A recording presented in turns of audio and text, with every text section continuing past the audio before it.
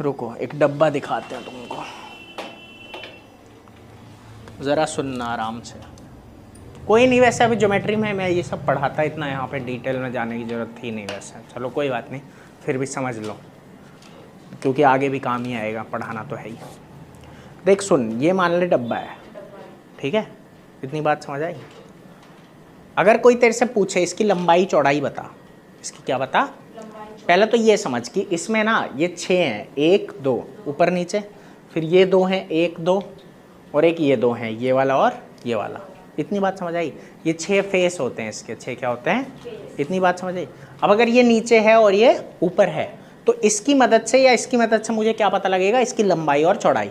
कि इसकी जो लंबाई है इसे मैं बोलूँगा कि ये पूरे की लंबाई है, पूरे की लंबाई है, समझ आया। और इसकी जो चौड़ाई है उसको मैं क्या कहूँगा कि ये पूरे की चौड़ाई है। इतनी बात समझ में आई कि नहीं आई, ठीक है ना।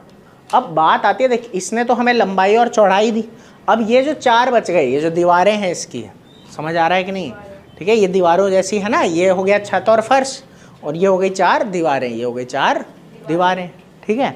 इन 4 दीवारों में ज़रा समझना क्या क्या है। अगर मैं ये और ये वाली दीवार देखूं तो देख मैंने इसको लंबाई माना है ना, तो इस दीवार में क्या है मेरे पास, लंबाई और हाइट, ऊंचाई, लंबाई और ऊंचाई। इतनी बात समझ आई। तो 2 दीवारें, ये वाली और ये वाली, मुझे क्या बता रही है कि लंबाई और ऊंचाई, ऊंचाई लंबाई चौड़ाई तो ये नीचे वाला और ऊपर वाला बताता है। और ये जो दीवार है ना, दीवार मुझे 2 दीवारें ऐसी होगी है ना, जिसमें अगर लंबाई है और ऊंचाई है, लंबाई और ऊंचाई है, और 2 दीवारें ऐसी होगी, ठीक है, जिसमें क्या है, ऊंचाई और चौड़ाई, ऊंचाई और, क्योंकि ये चौड़ाई है ना इसकी, है ना, हिंदी में बोले तो ब्रेथ है, क्या है मतलब इंग्लिश में, सॉरी। समझ आया कि नहीं आया थोड़ा सा।